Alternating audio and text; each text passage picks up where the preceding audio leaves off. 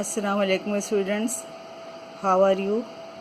Today I will teach you the unit 10 acid, base and salt. This unit also included in your final terms and this is a very important chapter.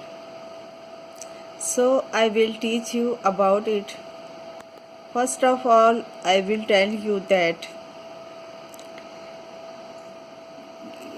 a large number of compounds are made by the combination of various elements. Almost 3 million compounds जो है वो बनाए गए हैं। अब इन compounds की composition और properties याद करना मुश्किल काम है, लिहाजा इन कंपाउंड्स को 3 ग्रुप में क्लासिफाइड किया गया है। ये ग्रुप्स जो हैं वो कहलाते हैं एसिड, बेस एंड सॉल्ट। अब हम सबसे पहले एसिड के बारे में पढ़ेंगे। एसिड क्या होते हैं?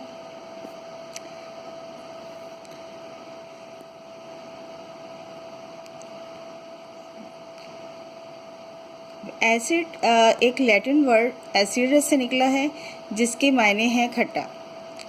द टर्म एसिड जो है सबसे पहले इंट्रोड्यूस हुई थी उस ग्रुप के लिए जिसका जायका तुर्श होता है।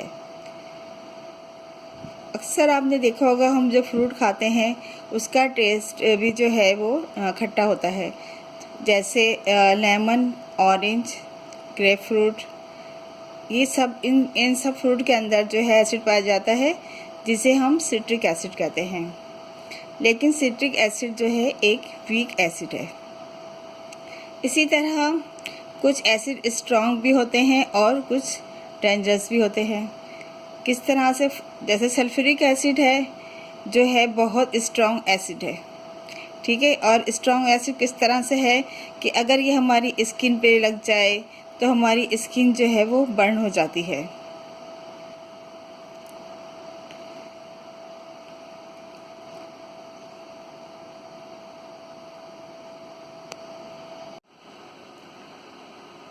तमाम फ्रूट में एसिड पाया जाता है। इसी तरह कोल्ड ड्रिंक्स के अंदर कार्बोनिक एसिड पाया जाता है जो कि टिंगलिंग टेस्ट देता है कोल्ड ड्रिंक्स को। इसी तरह सेब के अंदर मैलिक एसिड पाया जाता है और लेमन, ऑरेंज एंड ग्रेप्स इसमें सिट्रिक एसिड पाया जाता है। गूसबेरी एक और फ्रूट है, उसके अंदर लैक्टिक एसिड पाया जाता है। और जो दूध में जो खटास पैदा हो जाती है उसकी वजह क्या होती है? लैक्टिक एसिड होती है। यहाँ तक कि जो हमारे डाइजेशन का जो प्रोसेस होता है, जो हम फूड खाते हैं और उसके बाद हम उसको च्यू करते हैं और फिर वो हमारे स्टमक में दाखिल होती है, तो हमारे स्टमक के अंदर एक एसिड मौजूद होता है जिसे हम हाइड्रोक्लोरिक एसिड कहते हैं। ये जो है हाइड्रोक्लोरिक एसिड हमारी जो है फूड को डाइजेस्ट करने में सपोर्ट करता है, हेल्प करता है। और ये जो एग्जाम्पल्स थी ये सारे उन एसिड्स की थी जो कि ऑर्गेनिक थे या नेचुरल थे। इसके अलावा और भी बहुत से एसिड पाए जाते हैं जो कि मसनूई तौर पे तैयार किए जाते हैं। ये एसिड ज़्यादातर मादनियात से बनाए जाते हैं और जो है हम इनको इनऑर्गेनिक एसिड कहते हैं या मिनरल एसिड कहलाते हैं। इसकी ज़्यादातर जो है इसकी एग्जाम्पल जो हैं वो है सल्फ्यूरिक एसिड है, नाइट्रिक एसिड है और हाइड्रोक्लोरिक एसिड है। जो एसिड हमारे फूड में पाए जाते हैं वो वीक एसिड कहलाते हैं। मिनरल एसिड जो हैं वो बहुत स्ट्रॉन्ग एसिड होते हैं और ये जो हैं हमने टेस्ट नहीं कर सकते और ये बहुत ख़तरनाक होते हैं और ये हमारी स्किन को, हमारे कपड़ों को, मेटल्स को और बहुत सी दूसरी चीज़ों को बर्न कर देते हैं। ये जो एसिड्स होते हैं इनको बहुत इस्तेमाल करते वक्त बहुत ध्यान रखना पड़ता है वरना नुकसान का अंदेशा होता है। अब हम एसिड की जो जनरल प्रॉपर्टीज़ हैं उनको हम डिस्कस करेंगे। सबसे पहली प्रॉपर्टीज़ जो बहुत इम्पॉर्टेंट है एसिड की, वो है एसिड का तुर्श होना। तमाम एसिड जो है वो जायके में तुर्श होते हैं। सेकंड प्रॉपर्टीज़ है रिएक्शन विद द इंडिकेटर। जितने भी एसिड हैं वो ब्लू लिटमस सॉल्यूशन को रेड कर देते हैं, और जबकि फिनोल्फथलीन जो है वो कलरलेस रहती है इन एसिड में। फिनोल्फथलीन जो है वो कलरलेस होती है एसिड के अंदर। अच्छा, इसके बाद है तीसरी प्रॉपर्टी। एसिड्स वो कंपाउंड होते हैं जिनमें हाइड्रोजन मौजूद होता है। The molecular formula of the commonly use acids are given below. Sulphuric acid, ये एक एसिड है, इसका फार्मूला है H2SO4। HCl हाइड्रोक्लोरिक एसिड कहलाता है। HNO3 नाइट्रिक एसिड कहलाता है। H2CO3 कार्बोनिक एसिड कहलाता है। H3PO4 फॉस्फोरिक एसिड कहलाता है।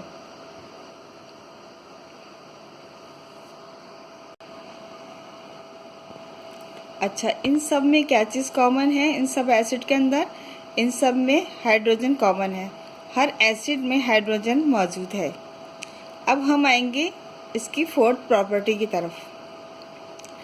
एसिड्स वो कंपाउंड होते हैं जो हाइड्रोनियम आयन बनाते हैं आबी सॉल्यूशन में। जब इन्हें पानी के सॉल्यूशन में इनको हल किया जाता है तो ये हाइड्रोनियम आयन बनाते हैं। अच्छा, फिर प्रॉपर्टी है कि जब एसिड जो है वो मेटल के साथ रिएक्ट करते हैं तो सॉल्ट बनाते हैं और हाइड्रोजन गैस रिलीज होती है। एसिड की सिक्स प्रॉपर्टी यह है कि जब ये रिएक्ट करते हैं कार्बोनेट और बाइकार्बोनेट के साथ तो कार्बन डाइऑक्साइड बनती है। जिससे हम देख सकते हैं carbon plus acid gives salt plus water plus carbon dioxide, and in the second reaction with bicarbonates with plus acid gives salt plus water and carbon dioxide। Sodium carbonate जब nitric acid के साथ react करते हैं तो sodium nitrate बनता है, water बनता है और कार्बन डाइऑक्साइड गैस रिलीज होती है। इसी तरह मैग्नीशियम कार्बोनेट के साथ जब सल्फ्यूरिक एसिड रिएक्ट करता है तो मैग्नीशियम सल्फेट बनता है, वाटर और कार्बन डाइऑक्साइड गैस रिलीज होती है। इसी तरह सोडियम बाइकार्बोनेट के साथ जब HCl हाइड्रोक्लोरिक एसिड रिएक्ट करता है तो सोडियम क्लोराइड बनता है, वाटर और कार्बन डाइऑक्साइड रिलीज होती है। ये इसकी प्रॉपर्टीज की 3 इक्वेशंस हैं। जब एसिड जो है मेटेलिक ऑक्साइड के साथ रिएक्ट करते हैं तो सॉल्ट और वाटर बनता है। Calcium oxide plus hydrochloric acid gives calcium chloride जो कि सॉल्ट है, और इसके साथ प्लस वाटर बनता है।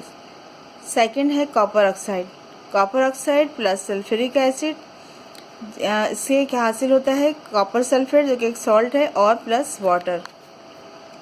सेकंड है sodium oxide plus nitric acid, इसके नतीजे में क्या बनता है सोडियम नाइट्रेट और प्लस वाटर। 8 प्रॉपर्टी है इसकी। नंबर 8 प्रॉपर्टी है रिएक्शन विद बेस। जब एसिड बेस के साथ रिएक्ट करता है तो सॉल्ट और वाटर हासिल होता है। सोडियम हाइड्रोक्साइड यहाँ पे बेस है और HCl यहाँ पे एसिड है। तो जब सोडियम हाइड्रोक्साइड और HCl आपस में मिलते हैं तो सॉल्ट बनता है जो कि सोडियम क्लोराइड है और वाटर हासिल होता है।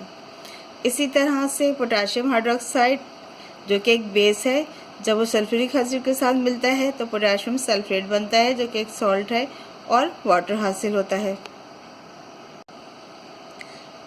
अब हम एसिड को इस तरह भी डिफाइन कर सकते हैं कि एक एसिड वो सब्सटेंस है जिसके मॉलिक्यूलर फार्मूले में एक या एक से ज़्यादा जो है रिप्लेसेबल हाइड्रोजन एटम मौजूद होता है, और जब वो पानी के साथ मिलता है तो वो हाइड्रोनियम आयन देता है। जैसा कि आप जानते हैं यहाँ पे 3 मिनरल एसिड होते हैं जो सल्फ्यूरिक एसिड, हाइड्रोक्लोरिक एसिड और नाइट्रिक एसिड हैं। और ये जो हैं तीनों एसिड्स की अपनी अपनी प्रॉपर्टीज़ होती है, और हम जो है आज इनकी प्रॉपर्टीज़ को अब हम वन बाय वन डिस्कस करेंगे कि हम इनके यूज़ को डिस्कस करेंगे कि ये किस तरह से ये एसिड जो हैं वो यूज़ होते हैं।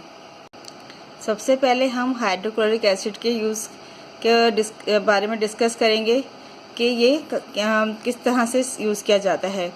सबसे पहले तो ये है जो है प्यूरिफिकेशन ऑफ कॉमन सॉल्ट के लिए इस्तेमाल किया जाता है हाइड्रोक्लोरिक एसिड, यानी सॉल्ट को साफ़ करने के लिए। और सेकंड यूज़ है इसका कि मेटल की क्लीनिंग के लिए इस्तेमाल किया जाता है। तीसरा ये इस्तेमाल इसका है कि ये क्लोराइड्स बनाने के लिए इस्तेमाल किया जाता है, और इससे बहुत किस्म के क्लोराइड्स बनाए जाते हैं।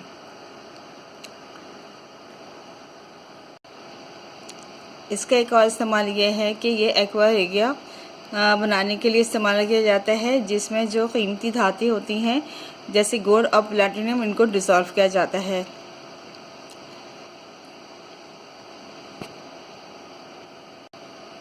ये ग्लूकोज शास्त्रीय से ग्लूकोज बनाने के लिए भी इस्तेमाल किया जाता है, और ये लेबॉर्ट्री में भी इस्तेमाल किया जाता है फॉर ग्लू मेकिंग के लिए, और ब्लीचिंग पर्पस के लिए भी इस्तेमाल किया जाता है टेक्सटाइल इंडस्ट्रीज़ के अंदर। ये थी हाइड्रोक्लोरिक के यूजेस। अब हम डिस्कस करेंगे नाइट्रिक एसिड के यूजेस। अच्छा, नाइट्रिक एसिड जो है वो इस्तेमाल होती है फर्टिलाइज़र में, जो प्लांट्स के लिए हम लोग खाद तैयार करते हैं और फसलों के लिए खाद की ज़रूरत होती है, तो फर्टिलाइज़र में इस्तेमाल होता है नाइट्रिक एसिड। अमोनियम नाइट्रेट, जिस तरह अमोनियम नाइट्रेट। अच्छा,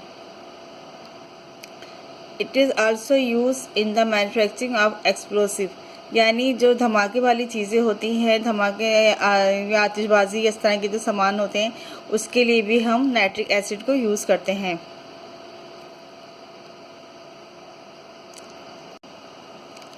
अच्छा, नाइट्रिक एसिड जो है कुछ डाइज बनाने के लिए इस्तेमाल होते हैं, परफ्यूम्स, दवाएं, मेडिसन, प्लास्टिक्स और आर्टिफिशियल सिल्क रेयन। और ये प्यूरिफिकेशन गोल्ड और सिल्वर को खालिस बनाने में भी इसका इस्तेमाल किया जाता है। एक्सट्रैक्शन ऑफ मेटल में भी नाइट्रिक एसिड का इस्तेमाल किया जाता है। अब हम पढ़ेंगे सल्फ्यूरिक एसिड के बारे में। सल्फ्यूरिक एसिड जो है वो डिहाइड्रेटिंग एजेंट के तौर पर इस्तेमाल किया जाता है, और इससे भी जो है इसमें खाद के लिए भी इस्तेमाल की जाती है ये, जैसे ammonium sulphate, ammonium phosphate and calcium super phosphate वगैरह।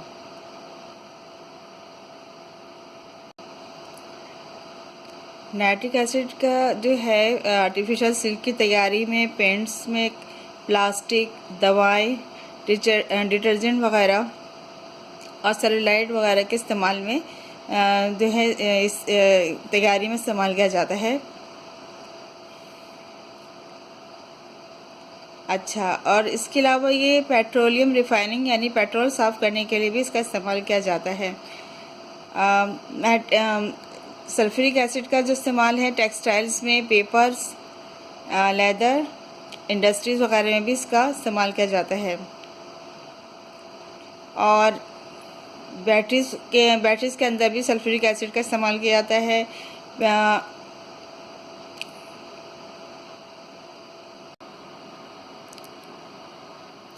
और इसका इस्तेमाल जो है पिकल्स बनाने के लिए भी इस्तेमाल किया जाता है।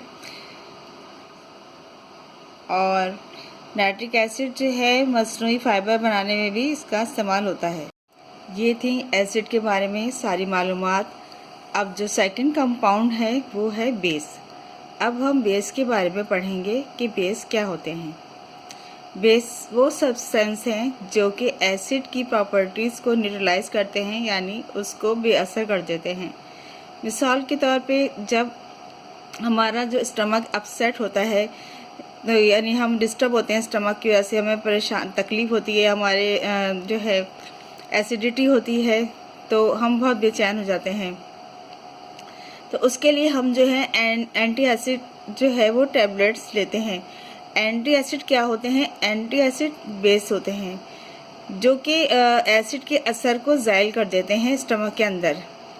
मैग्नीशियम हाइड्रोक्साइड और एल्युमिनियम हाइड्रोक्साइड जो हैं वो एग्जाम्पल्स हैं बेस की।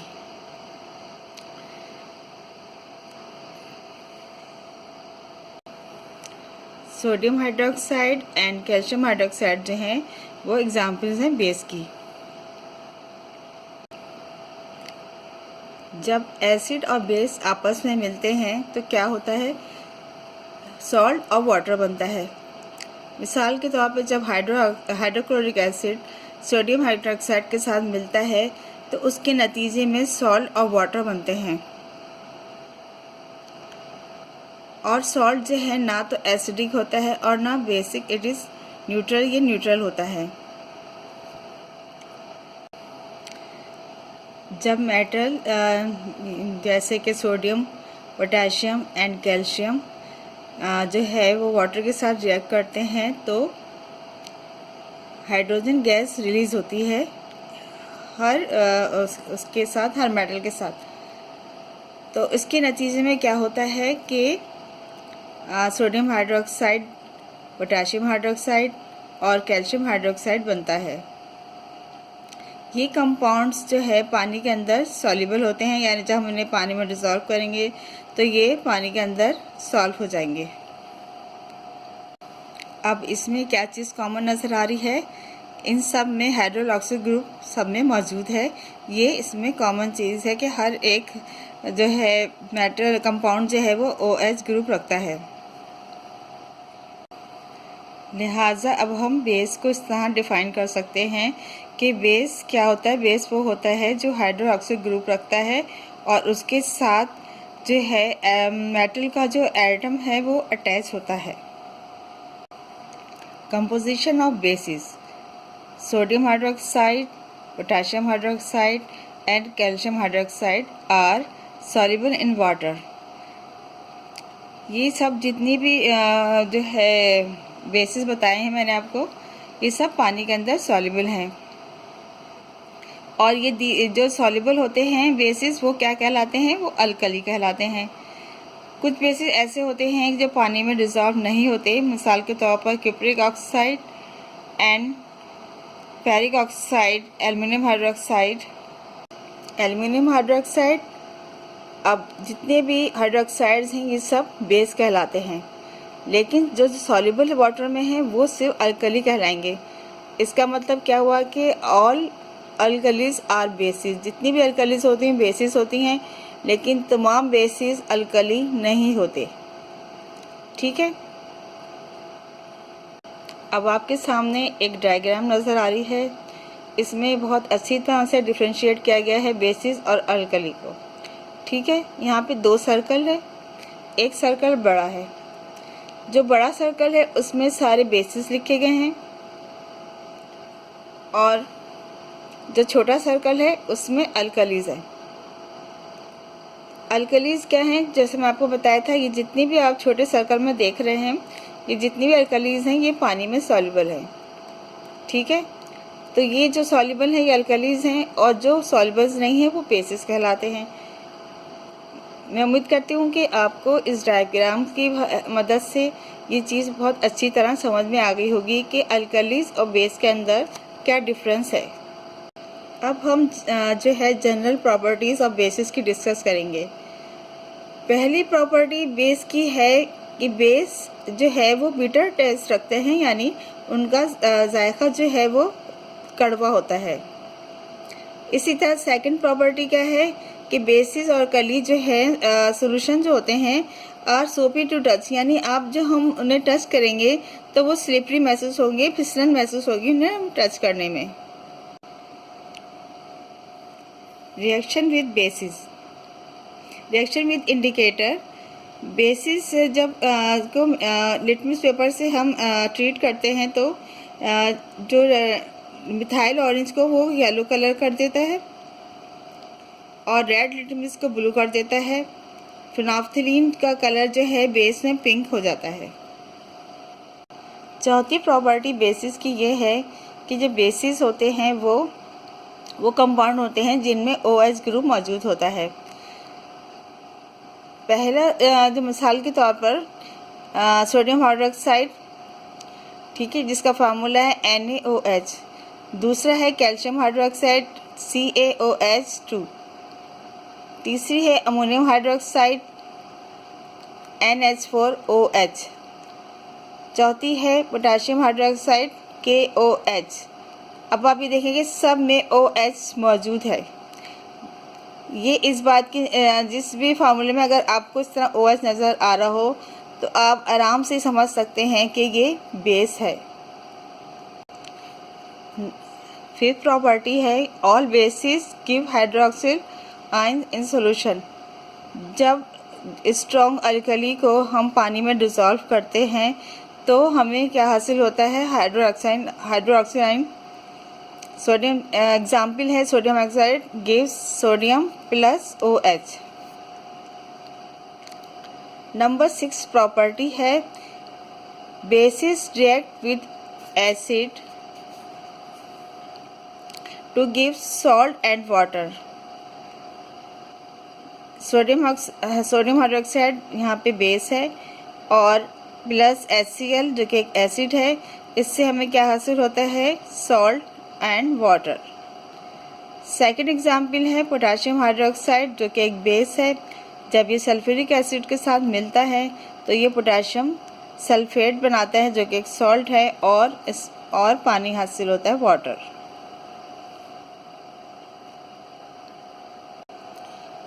आज आपने एसिड की जो है इंफॉर्मेशन आपको दी गई है, जिसमें आपने एसिड के बारे में पढ़ा है कि एसिड क्या होते हैं, एसिड कहाँ कहाँ पाए जाते हैं और नेचुरल भी होते हैं, हमारे फूड में भी पाए जाते हैं और इसकी क्या इम्पोर्टेंस है, और जो है ऑर्गेनिक और इनऑर्गेनिक को भी आपने समझा कि इसमें क्या डिफरेंस है। जो हम खुद बनाते हैं वो इनऑर्गेनिक होते हैं, मिनरल एसिड होते हैं, और जो कि बहुत ही मतलब स्ट्रॉन्ग होते हैं जो इनऑर्गेनिक या मिनरल एसिड होते हैं।